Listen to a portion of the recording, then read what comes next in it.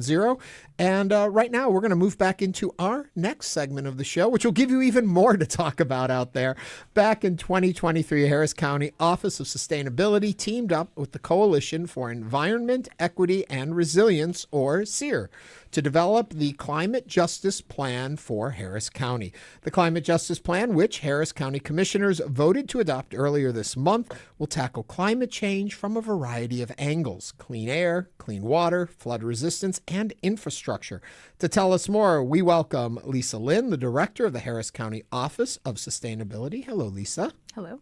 And we also welcome Stefania Tomaskovich, the Director of the Coalition for Environment, Equity, and Resilience. When I say that title, I sit up straight and taller. Welcome to the program. Thank you for having me. Okay, so I guess the first question where I would start with this is, for the equity part of it, if you are cleaning up the environment, doesn't it impact all people? So how do we say some people are getting a better, cleaner environment in a community than other people in the community? Sure. That's a great question, Ernie. I think at the base of it, I think the bottom line is that some neighborhoods are more burdened than others, depending on their proximity to different industrial plants or concrete batch plants, that sort of thing, or if they're close to a body of water that floods repeatedly. So I think that's the part of the equity piece and the justice piece that we really want to kind of highlight, that yes, we all kind of breathe air across the region, right, but some parts of the region are closer to these kind of polluted areas. So what kind of projects really, that we can look at and talk about do you have in mind?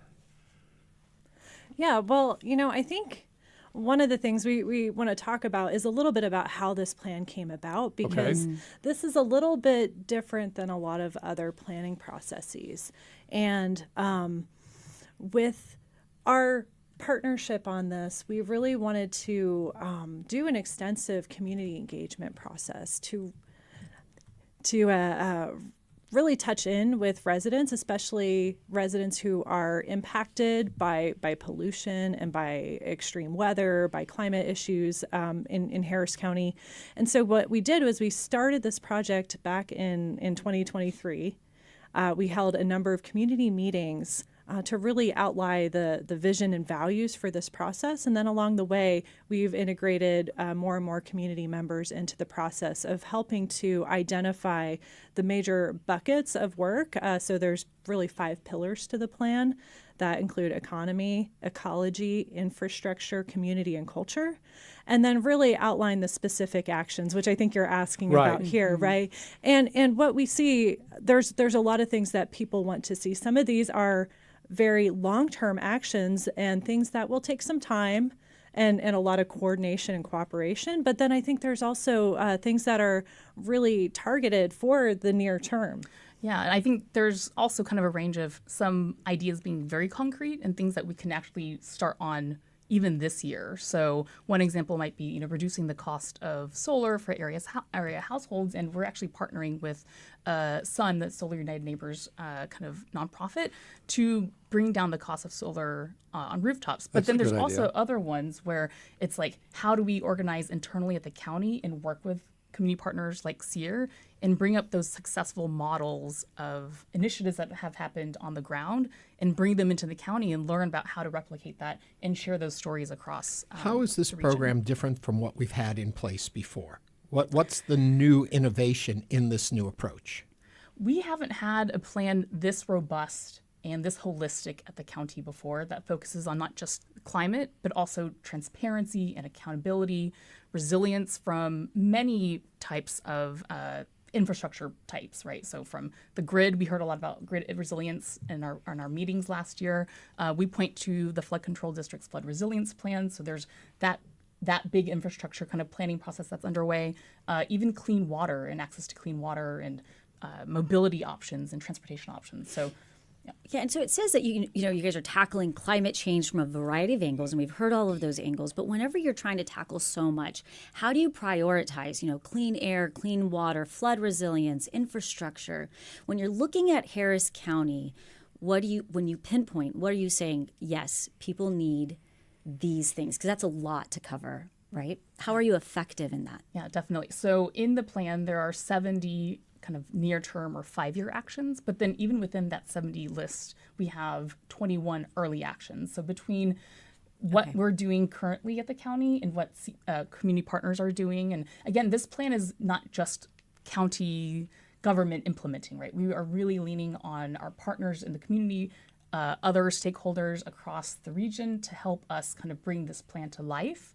And that's how we're seeing this moving forward into implementation. So I don't know if you've looked at this. I've done reports on it and studied it, but there is a real dearth of just trees in certain neighborhoods, usually underserved neighborhoods. More posh neighborhoods have lots of trees, lots of shade. But trees speak to everything you're talking about: sustainability, flooding, climate, heat. Urban heat island, lack of air conditioning, it's a health danger. Have you looked at this, and if you haven't, are you going to? Yeah, I mean, I think trees are a huge issue, and not just trees, but also native plants and grasses.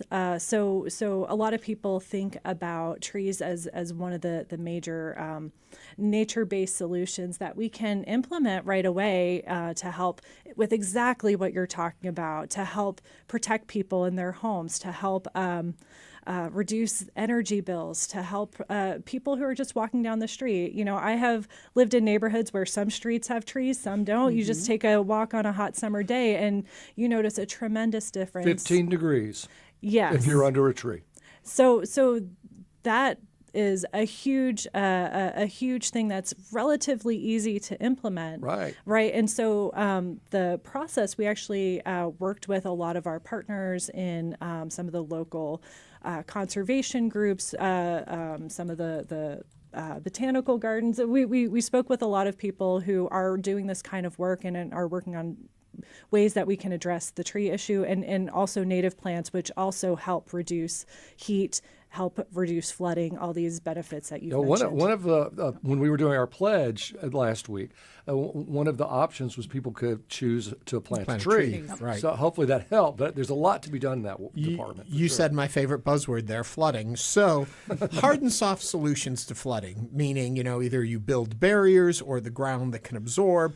How are we looking at this and balancing cost, maintenance, ecological benefit? How much of a part of this is in the program, and what's it doing? Yeah, I mean, if you look in the ecology section, there's pretty robust kind of actions around ecological resilience. I think a lot of our advisory collaborative members who helped shape this plan, and that was a group of community leaders that was chosen by our community partner, some youth leaders, so from high schoolers to kind of early career professionals to our commissioners' court offices. We kind of had this group that helped us think through some of these ideas, and we had a lot of folks who were very much kind of on the, I would say they're ecological leaders in this in Houston, Harris County. And so if you look at that section, there's, to Stefania's earlier point, native grasses, right? How can we introduce that at all levels of scale, like from your neighborhood, from your home, up to kind of large scale applications around the county? And so if you look at, native grasses, oftentimes their root structure can go down like 8 to 10 feet versus turf grass, which only goes down maybe a few inches. Mm-hmm. So how can we collectively introduce these interventions at different scales and make our region more of a sponge versus letting these flooding impacts happen over and over again? How can we take action? And just to clarify, how much coverage, being the county, what is your flood control authority over the city of Houston? Does this stuff, how's the overplay? That always confuses me between city and county. Sure. I mean, there's a lot of coordination that happens, and I think I think another follow-up segment might actually to bring in the flood control district to speak more on that partnership, because I think that happens at all scales. How involved or bought into this project is the city of Houston? We have had many conversations with them. A lot of the community meetings involved city staff. And so, again, with the infrastructure section, there's a lot around water. And so pointing to kind of, things that we can help tie those needs together from what we heard from the residents to what's happening at the city. Like we want to be that bridge and that connection to finding real solutions. I don't want to overstep, but if I remember, the city is responsible for street flooding. and making sure that that infrastructure, that those pipes, those sewer are getting down to the bayous, whereas Harris County Flood Control takes over the waterways.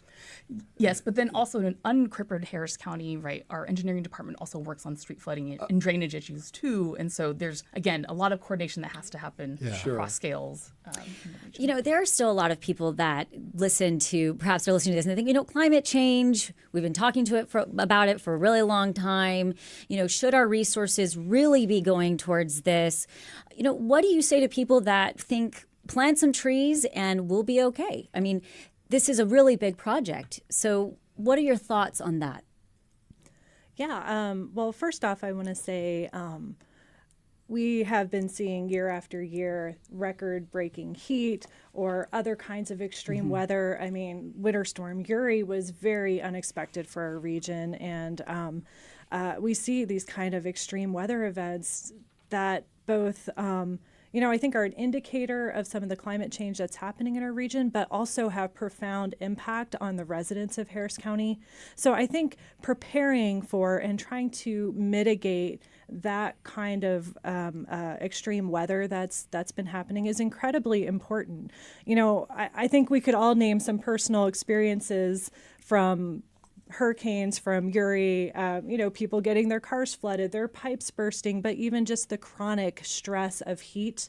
If you are living in a home that does not have either air conditioning or is not adequately insulated, you could be experiencing both extreme bills from trying to maintain an indoor environment that's safe, or you could be exposing yourself to chronic health issues. So I think you need to think about the cost. There's been studies that say that for every $1 spent in mitigation, you're actually saving $6. So it can be cost effective, but also if you think about like the whole line of costs, if we're implementing programs that help keep people out of the emergency room, we could be saving money in the long run too. How much is all of this? And who's going to pay for it? Yeah, I mean, that's kind of the next phase of this implementation kind of, piece that we're in now. Because like some of them actually are just kind of process improvements. Some of them are actually low cost, no cost actions. Some of them are kind of leaning on things that are happening in the community or happening at the county. And some of them might be new. And then we'll be looking at different funding sources. You know, is it philanthropic organizations? Is the county looking at how we're budgeting and kind of investing in this? And that's something that our Commissioners Court has also asked us to do and look at, how do we implement some of these kind of near-term wins into this upcoming budget cycle? So those are the exercises that we're undergoing now. And we want to remind you, you're listening to Hello Houston. You can join the conversation at 713-440-8870. We're currently talking about the Harris County Commissioners voting on the Climate Justice Plan. So what is it, something that you think people should really understand? We talked about the economic impacts when we're not looking towards the future when it's talking about sustainability and climate. What are some things and some misconceptions that you think are still out there that y'all wish could just go away? I mean, I really hope that people open up the document and kind of look through the different sections, because I think there is a lot of different things that will kind of bring people into wanting to participate. So if it's local nutritious food or community gardens or connected parks and green space, native seed banks at the libraries, repair cafe, lending libraries, these are all things that we heard over and over that I think are very foundational to having a high quality of life here and thriving in our region. So things that really affect people in their every single day, right? Is that what y'all are saying? Because I think about community gardens, and I love seeing them throughout Harris County. It's absolutely beautiful. My other question for you is, if people want to look at this document, where can they go to find it? They can go to the Office of County Administration website, and the full document is online there. We talk a lot about the cost of it. We talk a lot about the ideas and the projects behind it. But talk to me a little bit about the economic engine that it brings in creating new jobs in our area, too, to be able to implement this and the positives of its impact there. Yeah. So I think in the economy section, there's one early action around this idea of a placement initiative. I think we at the county have been participating in this really great roundtable called the Resiliency Workforce Collaborative that's been funded by JP Morgan Chase. And it's working with Houston Community College and a lot of these like workforce providers.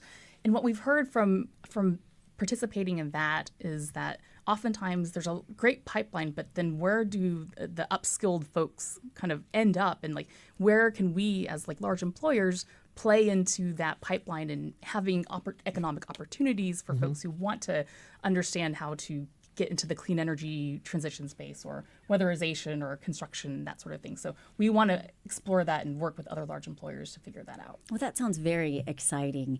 Lisa Lynn is the director of the Harris County Office of Sustainability, and Stefania Tomoskovic is the director of the Coalition for Environment, Equity, and Resilience. Lisa and Stefania, thank you both for joining us on Hello Houston. Thank y'all. Thank you. Plant a tree. That's right. Open the document. Coming up, we'll talk to Mary Lee Wilkins about the Junior League of Houston Centennial Celebration. This is Hello Houston Continues. Stay with us.